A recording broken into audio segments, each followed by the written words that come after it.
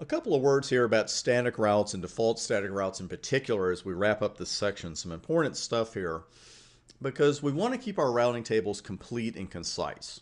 We know that the router is going to parse the routing table. It's going to look through the entire routing table for the best match for a packet that it needs to route.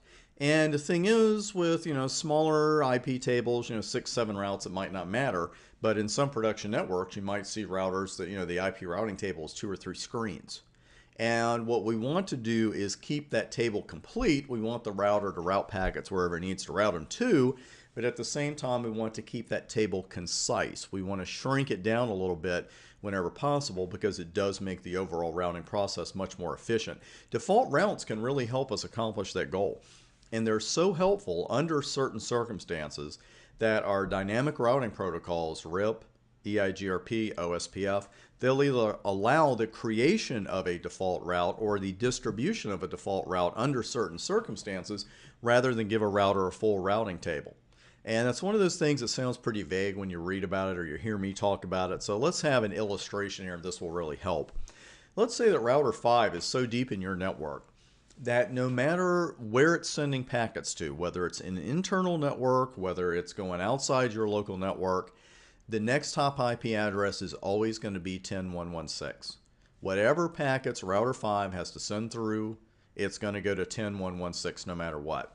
In this case, it really wouldn't make sense for router 5 to have a huge routing table because whatever it does with that lookup, what's the next top IP address? 10.116.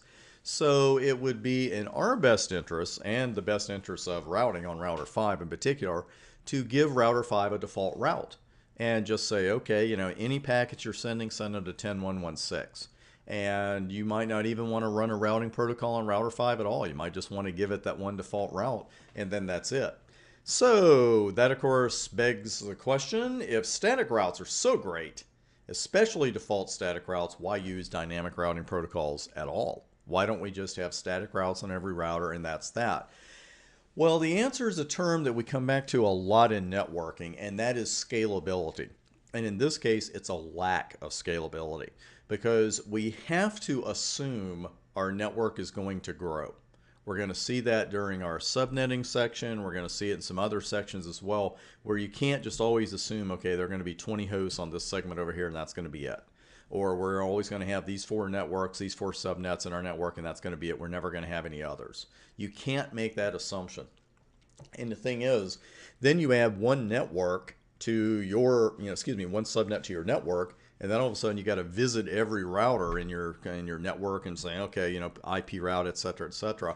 And sooner or later, errors creep in. People can't get to the new network. It's pointing to the wrong place. Something goes wrong. Where dynamic routing protocols with one simple little command, the network command, all of a sudden that new subnet gets added and it gets advertised, and it's just a lot more efficient and it's a much more scalable solution. Now, I know someone out there is working on a network that has 7,000 static routes, and you're sending me a tweet right now.